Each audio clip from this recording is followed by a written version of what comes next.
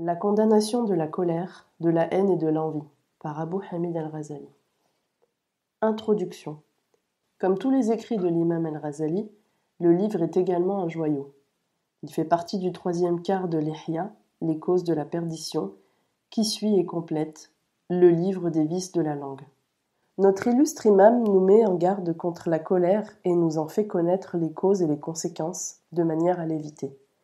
Il y traite des causes de la jalousie qui, dès lors qu'elle se manifeste extérieurement, conduisent au péché et exposent au châtiment. Il nous apprend également que le plus grand mal provoqué par la jalousie n'est pas celui que l'on croit, c'est-à-dire faire du mal à celui dont on est jaloux, mais de le subir soi-même. Car la jalousie n'est autre que la contestation du partage équitable des faveurs que Dieu accorde à ses serviteurs. Ainsi, manifester sa jalousie n'est ni plus ni moins qu'une rébellion aussi grave que celle de Satan qui, par jalousie, refusa de se prosterner devant Éden. Cette rébellion, Satan tentera de la communiquer et de la transmettre à l'homme à travers la jalousie qu'il suscite et encourage dans le cœur de l'homme. Il est pratiquement impossible de la combattre, mais l'individu, à travers les conseils et les recommandations prophétiques mentionnées par Ghazali, est en mesure de l'étouffer à l'intérieur de soi, à défaut de l'éliminer. Le plus important est de réprouver ce sentiment inné et ceci constitue déjà un gage de bonne foi. Au nom de Dieu, le tout miséricordieux, le très miséricordieux. Louange à Dieu, en qui seuls ceux qui l'implorent espèrent pardon et miséricorde, et dont seuls les humbles craignent la colère et l'autorité dominante. Lui qui influence progressivement ses serviteurs sans qu'ils le sachent, qui les a soumis aux épreuves de la passion et leur a ordonné de renoncer à ce qu'ils désirent, à la colère, en leur intimant de la réprimer, qui les a assaillis par des attraits blâmables et des désirs, et leur a dicté la conduite à suivre afin de voir comment ils agiraient. Il les a soumis à l'épreuve de l'amour propre pour voir la sincérité de leurs prétentions. Il leur a fait savoir qu'aucune chose de ceux qu'ils cachent et de ceux qu'ils manifestent ne lui échappe, et les a avertis qu'ils les saisiraient sans qu'ils en aient conscience.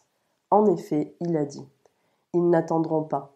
Un seul cri les saisira au milieu de leur querelle. Ainsi, ils ne pourront ni faire leur testament, ni retourner dans leur famille. Et que la prière et la paix soient sur son envoyé Mohammed, le porteur de l'étendard, derrière lequel marchent tous les prophètes, ainsi que sur sa famille, ses compagnons, les imams bien guidés et les seigneurs satisfaits. » Une prière dont les effets de grâce sont aussi nombreux que les créatures de Dieu, celles qui sont venues et celles qui viendront, et dont la bénédiction s'étendra aux premiers comme aux derniers, et qu'il répande sur eux sa paix en abondance.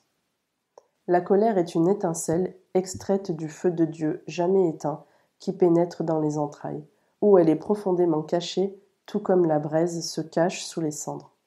C'est l'orgueil, enseveli dans le cœur de tout tyran qui fait surgir comme la pierre fait surgir le feu du métal.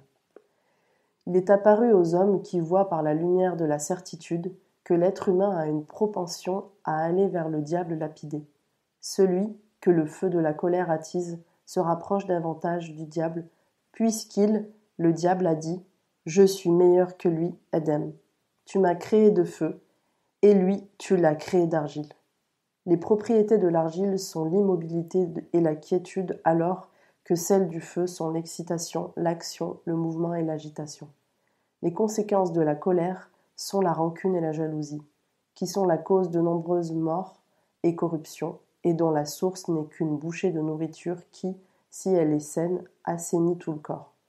Puisque la colère, la rancune et la jalousie incitent l'homme à des actions blâmables, il convient donc de connaître les défauts et les maux qu'elles provoquent, afin de s'en prémunir, d'en trouver le remède et de les éliminer quand elles s'installent dans le cœur. Car celui qui ne connaît pas le mal risque de le commettre, et le fait de le connaître est insuffisant tant qu'il ne sait pas comment le repousser et l'éliminer. Nous mentionnerons dans ce livre la condamnation de la colère et les fléaux de la rancune et de la jalousie. Aussi, traiterons-nous de la colère, de la réalité et de la possibilité ou non d'en éliminer la racine à travers la discipline ascétique. Nous parlerons ensuite des causes qui suscitent la colère et de leurs remèdes, du mérite de réprimer sa colère, de celui de l'indulgence, des paroles permises et auxquelles on peut recourir, pour éteindre la colère. Nous donnerons la définition de la rancune et de ses conséquences.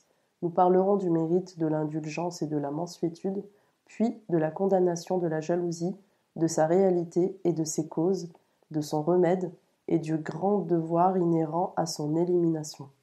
Nous évoquerons la cause qui pousse à être très jaloux de ses semblables, de ses compagnons, de ses frères, de ses cousins et de ses autres parents, ainsi que de son enracinement tenace, puis de la rareté et de la faiblesse de ce sentiment, et, au final, du traitement qui permet d'éliminer du cœur le mal de la jalousie.